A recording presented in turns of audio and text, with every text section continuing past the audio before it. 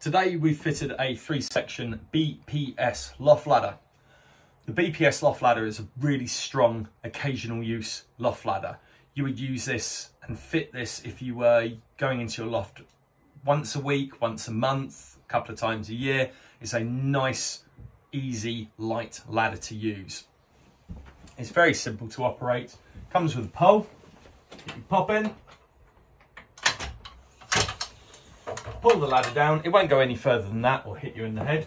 Now on the side here, a lot of these ladders or types of ladders come with tiny skinny little catches. These have got nice big fat catches that can take a lot of load. So the ladder can actually take up to 26 stone. As you can see, 2 handles on the 3-section ladder. On the 2-section ladder it comes with 1 handrail.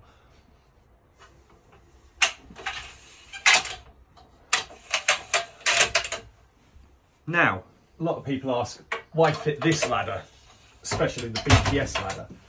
Well, if you have a look in general convenience DIY stores, there's lots of brands out there at the moment.